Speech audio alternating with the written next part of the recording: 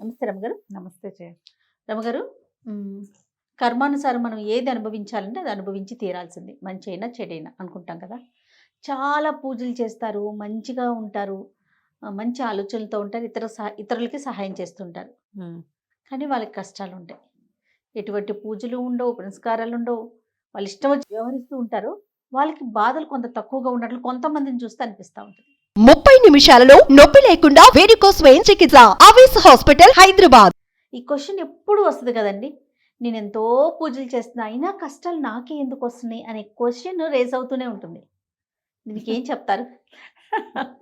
ఎన్నిసార్లు చెప్తామో, ఎవరు చేసుకున్న కర్మ వాళ్ళు అనుభవించక తప్పదు.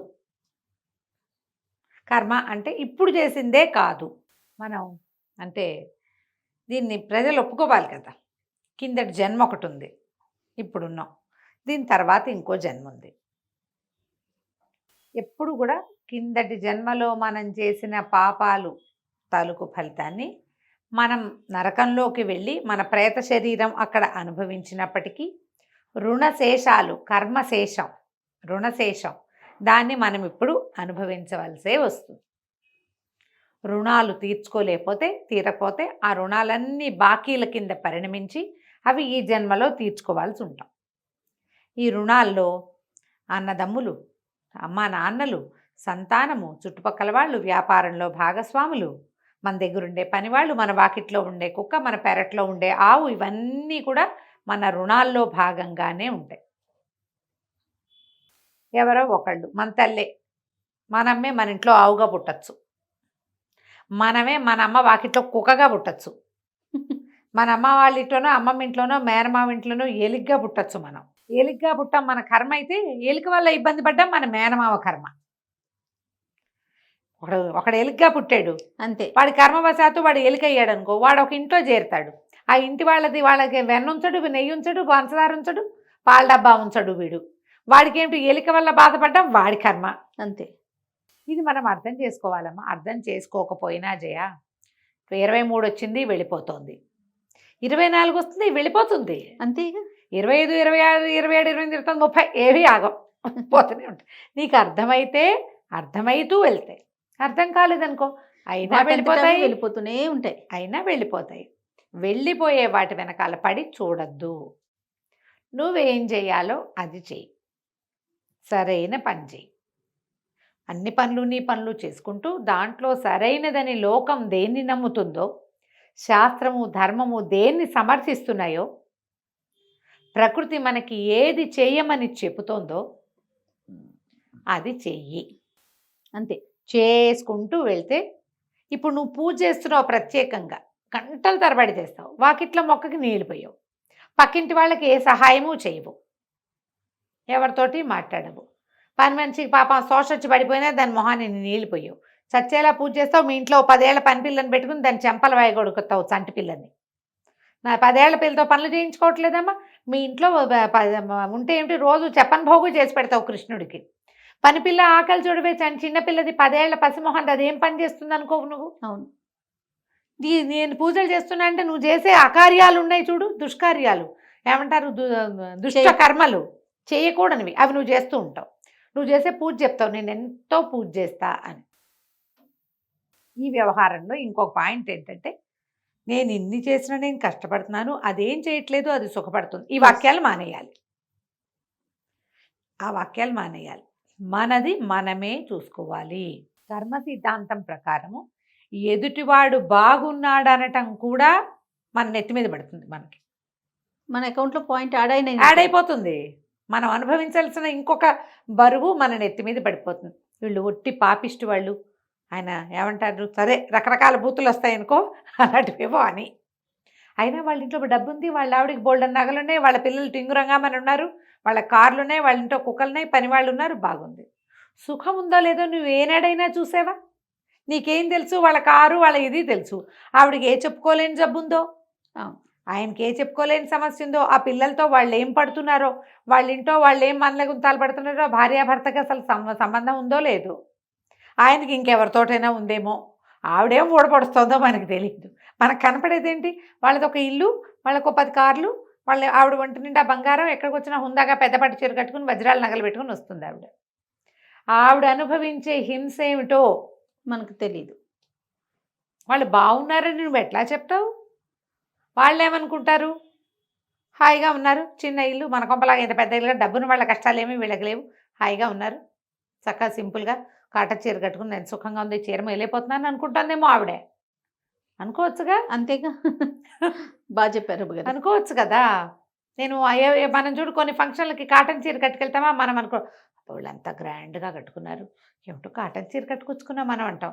అది ఎవరితో మన ఆడపడుచో పెనుమావ గారు కూతురు ఒక చిటిపిల్లి వస్తుంది మన దగ్గరికి, అబ్బాయి ఎంత హాయిగా ఉందో కాటన్ చీర, ఈ ముష్టి చీరలు కట్టుకోలేక చస్తున్నాం అంటుంది. అంతే. అప్పుడు మనకేమనిపిస్తుంది? అబ్బా భలే మంచి పని చేశాను అనిపిస్తుంది.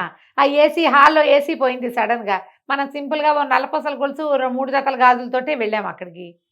హాయిగా ఆ నగలు వేసుకున్న వాళ్ళంతా చెమటలతో అబ్బా సుఖంగా ఉంది, ఈ వస్తువు తీసి ఎక్కడ పెట్టలేము, సెక్యూరిటీ గోలా, మెళ్ళ ఉంచుకోలేసి వస్తున్నాం, చెమట పోస్తుందని అంటారా? అప్పుడు నీకేమనిపిస్తుంది? ప్రశాంతత ఉంటుంది. అది తర్వాత వాళ్ళ నగల మీద మన విలువంతా పోతుంది. అవును. ఎప్పుడు కూడా ఎదుటి వాళ్ళు బాగున్నారని, వాళ్ళు ఏమీ చెయ్యట్లేదు, నేను ఎప్పుడైతే పూజ నేను చేస్తున్నాను అని నువ్వు అనుకున్నావో ఇక నీ అకౌంట్లో పూజ లేదు. అంతే. అంతే. పూజ నన్ను ఉద్ధరించడానికి చేస్తున్నావు, నువ్వు అన్నం తింటల్లా, నువ్వు గాలి పీల్చట్లా, నువ్వు పూజ చేస్తున్నావు. ఈ 3 సమానం అమ్మ, అర్థం చేసుకోండి ఆ మాట. పూజ నువ్వు దేవుణ్ణి ఉద్ధరించట్లేదు, మన ప్రశాంతత కోసం. నీకు సంతోషం, నిన్ను పుట్టించిన భగవంతుడు, నిన్నొక మనిషిగా ఉంచిన భగవంతుడికి నీ కృతజ్ఞత నువ్వు తెలుసుకుంటావు. నువ్వు గ్రాండ్గా తెలియజేయి, సింపుల్గా ఒక తులసి దళం పెట్టు, నీ విధి. నువ్వు బతికున్నావు గాలి పీలుస్తావు, బతికున్నావు పూజ చేస్తున్నావు, అంతే, 2 సమానం. బా ఇంకేం లేదు అందులో. నువ్వు చేసే గ్రాండియర్ ఉంది చూడు, అదేమిటో వెండి విగ్రహాలు పెట్టి, బంగారు గంటలు పెట్టి, బంగారు దీపారాధన కుందులు పెట్టుకుని, ఇంత పెద్ద పెద్ద కుందు, ఇంత కుందు పెట్టినా, చిట్టి మట్టి ప్రమిద పెట్టినా భగవంతుడికి ఒకటేనమ్మా. ఆయనకేం అక్కర్లేదు, ఆయనకు కావాల్సిందల్లా శ్రద్ధ, నీది బుద్ధి, శ్రద్ధ. నీ శ్రద్ధ, నిన్ను అది చూస్తాడు. నువ్వు వెండి దాంట్లో పెట్టినా, బంగారు ప్లాట్ఫామ్లో పెట్టినా, పెద్ద మండపం చేసిన, అవన్నీ నీ తృప్తి కోసం నువ్వు చేసుకునేవి.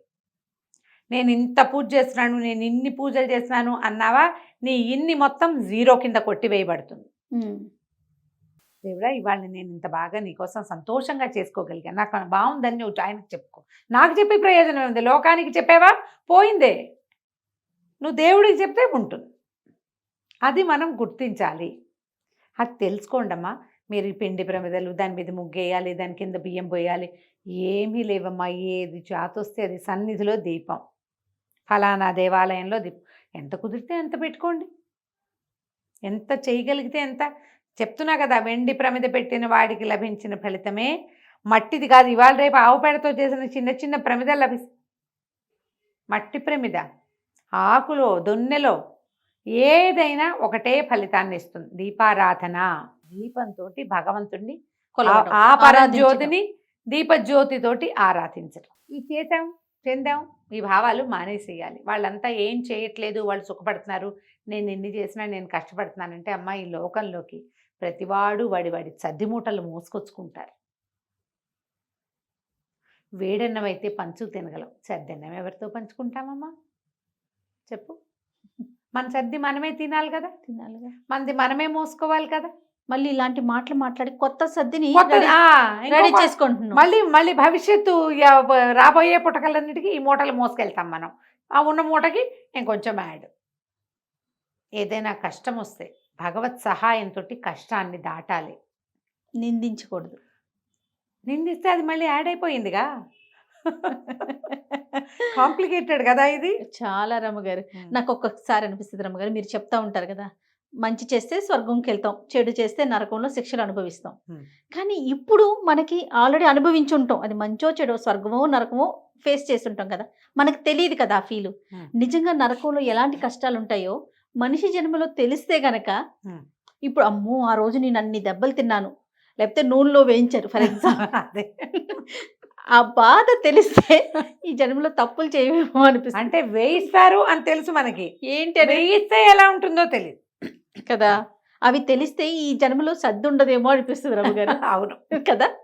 కానీ అది తెలియచేయరు కదా, మనం మర్చిపోతాం. అసలు మంచి తెలీదు, చెడు తెలీదు. చెడు తెలియదు. కాకపోతే అప్పుడప్పుడు మనకి ఎప్పుడు తెలుస్తుందంటే ఏదో పెద్ద ఇబ్బంది, ఏ జన్మలో ఏ పాపం చేశానో ఇలా అయింది అనిపిస్తుంది.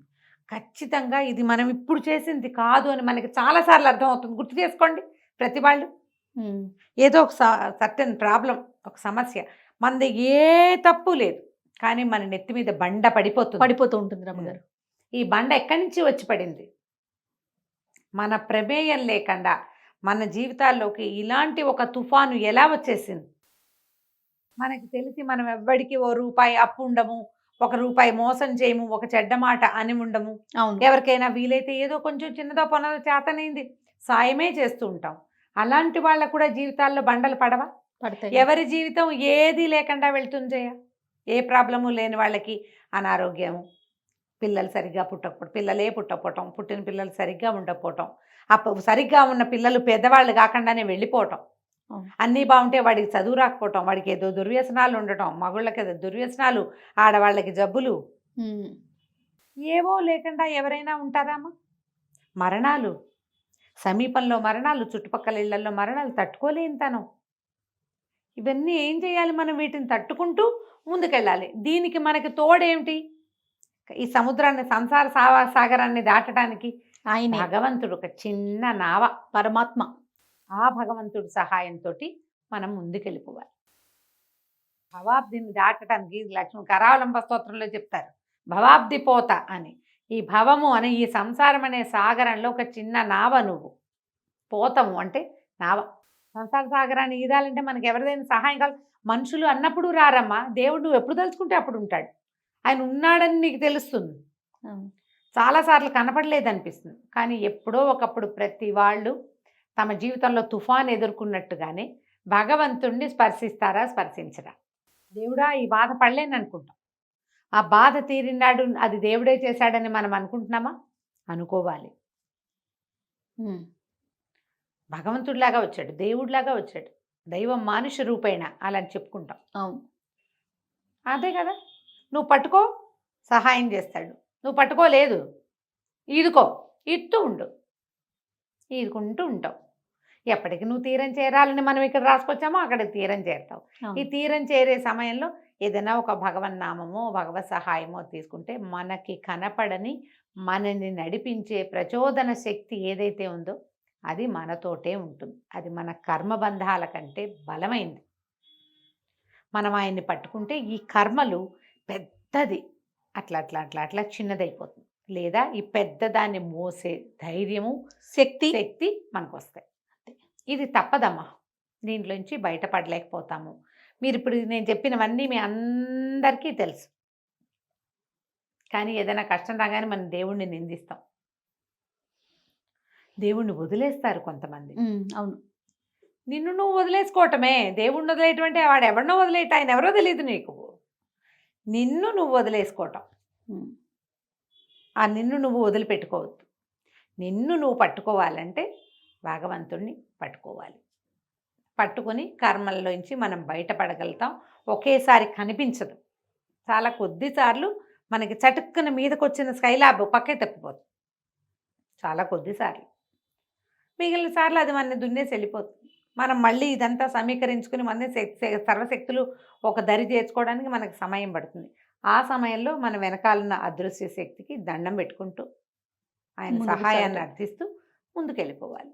కర్మలు తప్పవు, కర్మని అనుభవించడం కూడా తప్పనే తప్పదు. రైట్.